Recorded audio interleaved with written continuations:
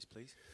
I guess from the other night, Destiny, no injury, but he's still a bit sore from the game. So not ruling him out, but we'll just see how he is, obviously, with the turnaround. Biss is obviously available after being suspended on the weekend, and I think everyone else says is. Do you know when Van der Ven might be back yet?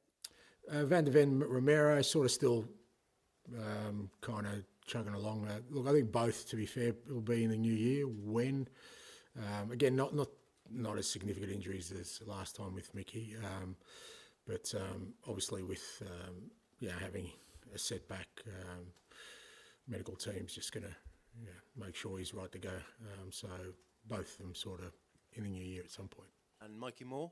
Mikey's back training, so hopefully not too far away. I think the next cab's off the rank are kind of Mikey, Ben Davies potentially next week, and then Richarlison maybe first week of the new year.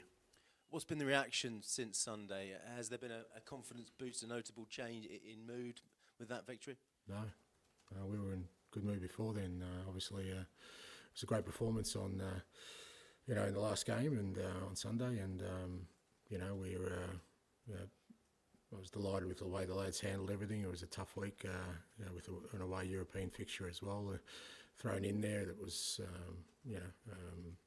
tough on us physically, obviously, and the fact that we had so many players out. I think the way the players performed was outstanding. But mood's the same. Looking forward to a big game.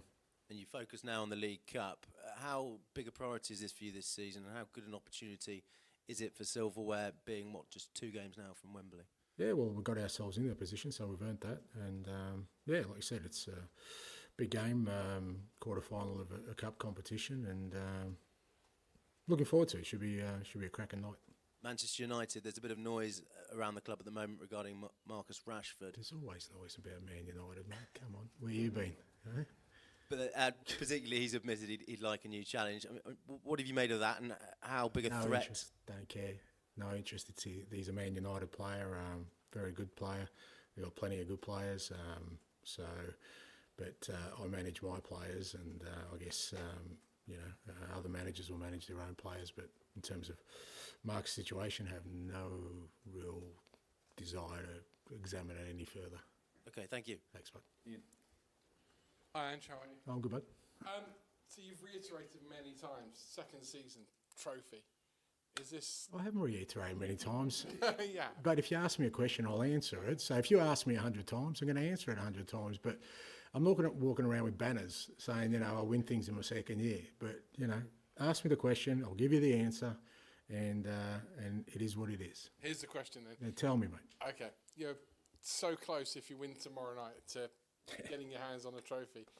Can you almost feel like this game is the most important game of your season? No, I don't think quarterfinals is close. You get to a final, then you're close. There's still a fair bit of football to be played. All we can do is, be ready for tomorrow night. Like I said, good game.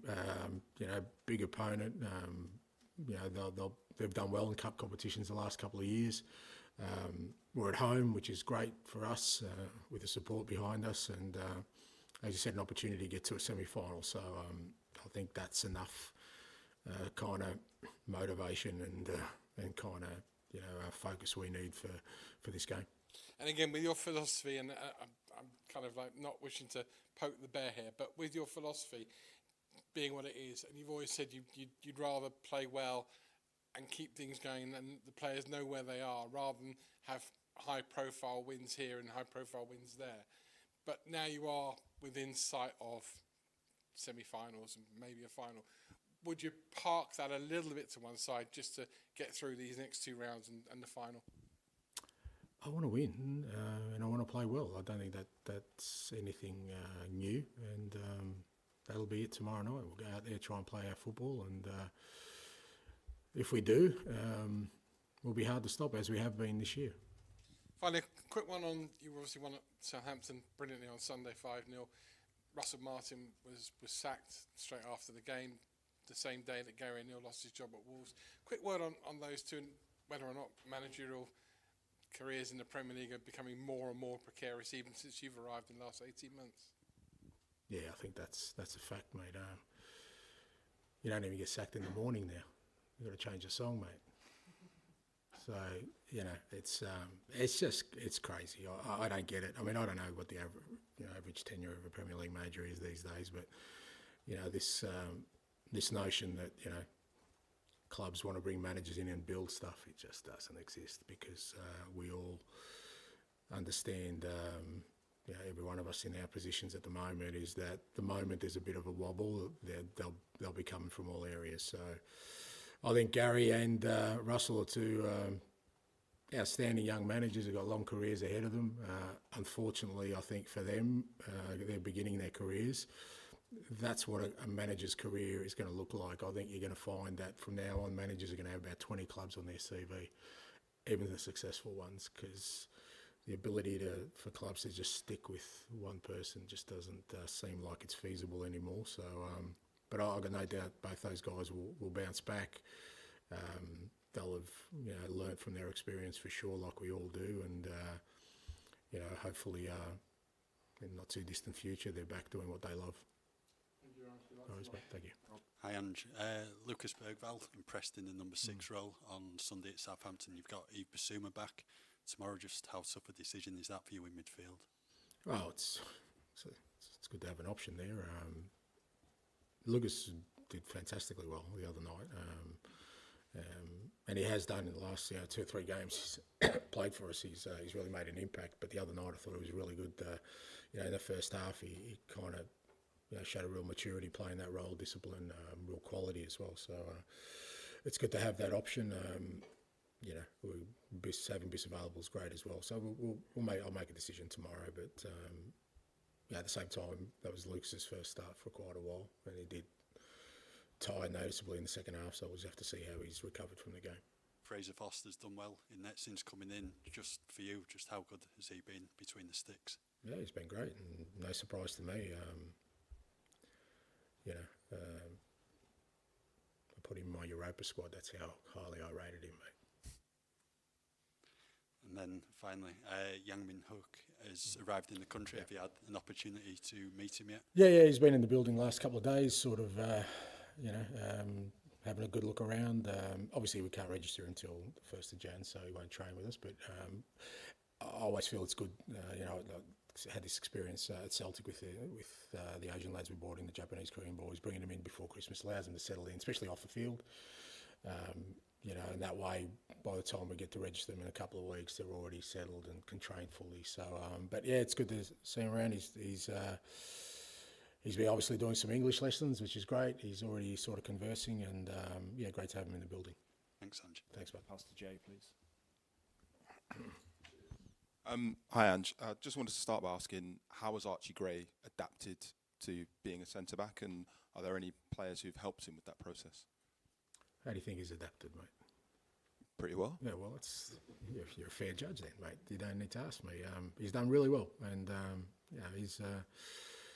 it's a credit to him, mate. He's like I said, 18 years old, asked to play in a position he's probably never played before at the toughest competition in the world, plus in Europe, plus for multiple games. Because sometimes in a one-off you go, okay, you can sort of fill in, but he hasn't missed a beat, and it's brilliant to watch. I think all the lads have obviously helped him in that sense. I mean, Radu is kind of the experienced one, so to speak, at the age of he's got Radu and Destiny, I think, at 22 either side of him. So, but that's where we're at at the moment in terms of the squad, and I think all the young boys are kind of stepping up. And I just think that's super exciting that through a tough period for the club in terms of where we're at from a squad perspective, the young guys are shouldering a big part of the load. I think that's a brilliant thing for us, because once we get to the other side of this and hopefully get to some smoother waters, they're going to be so much better equipped for what's ahead.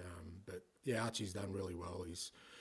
His defending has been really solid. He still has obviously he's got the quality on the ball as well, but just the way he's handled the fact that we're asking him to do a really big job, like I said, and not just for a one-off game. I think he's handled it brilliantly. Just wanted to ask you about Jed Spence again. He's not played a lot of football, but started for the first time on Sunday. How's he feeling, and is he ready to potentially play a few more games and maybe even tomorrow night?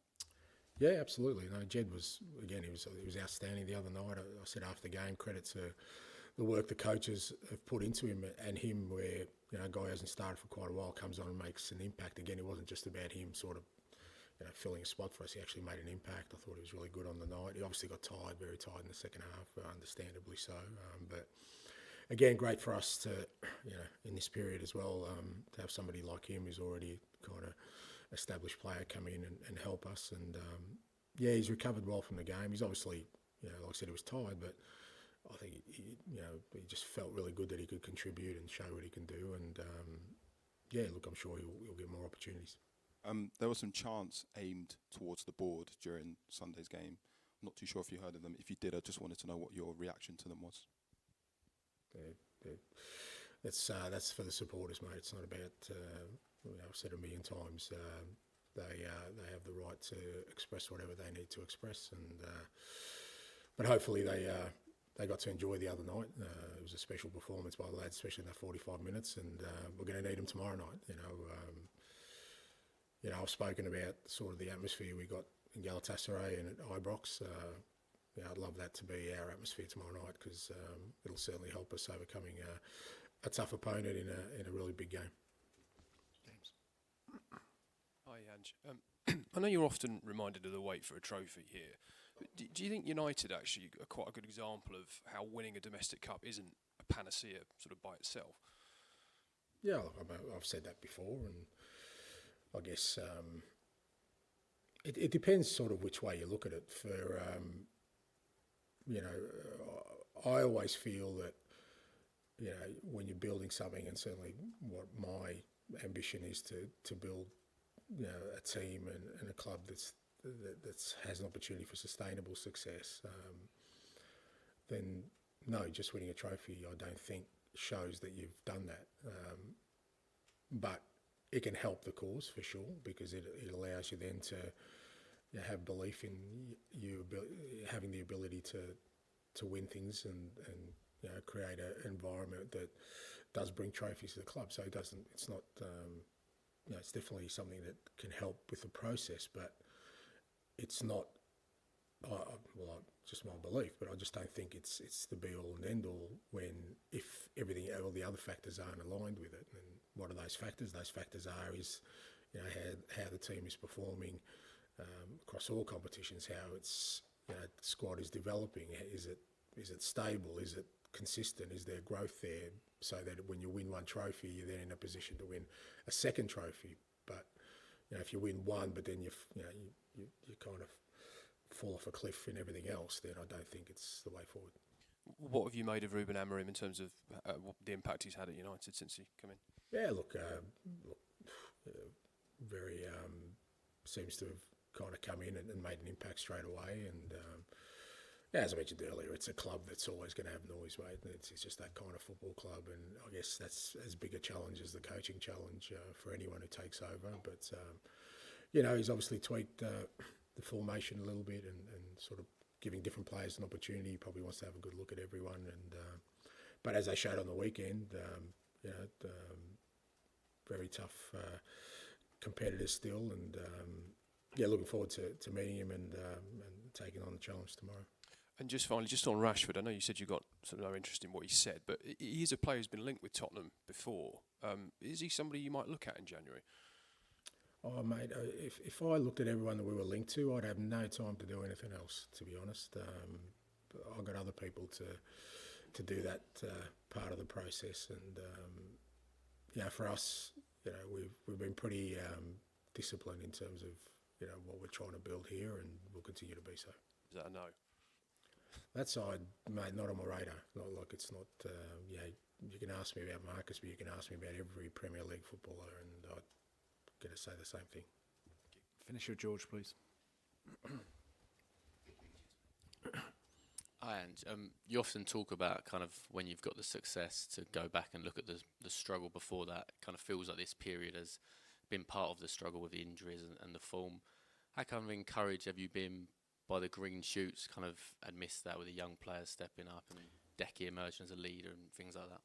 Yeah, well, I mean, that's kind of what that's, as I said last week, I haven't lost any resolve or optimism about what we're building, because I do. I see plenty of growth in this group, and I guess people are kind of looking at our league position and our league form, and within that context, they're probably saying, well, there isn't things developing here, but if you strip it away and kind of look at the challenges we've had this year, with the injury situation, we're probably one result away from people saying we're going okay in the league as well. So, I just think with all these things, my view is just stay calm, stay focused. I see plenty of growth. Like I said, I mean, when you look at, even Pape Sarr, mate, he's still a young man and he's growing all the time. He's becoming a hell of a footballer. I just get so excited by all that. I just think, well, we're going to hit some smoother waters at some point. I believe that in terms of where the squad's at. And, these kind of players who are now carrying us through this tough period are just going to come out, absolute. You talk about mentality. They've got through that, not only got through it, but helped the club through it at such a young age.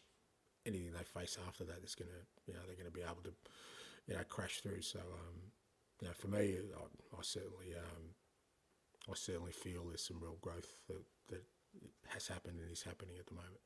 And you mentioned the atmosphere there. The cup game against City was very good that night, wasn't it? I know it's kind of a cliche, but when it's a kind of a winner-takes-all match, how important do the fans become, especially sort of late on, I guess? Yeah, massively. Like I said, that night against City, it was a big game for us, and the whole atmosphere that night, the way we started the game, the way we played the whole night was, City were good on the night as well. It was a cracking game, real sort of had a cup atmosphere, and we're going to need that tomorrow night. We're going to need that energy. All these games tend to be pretty tight games, and if you get the energy of the crowd behind you, it certainly can lift the players. And for us, it's going to be an important factor. Okay, we'll end the broadcast section there.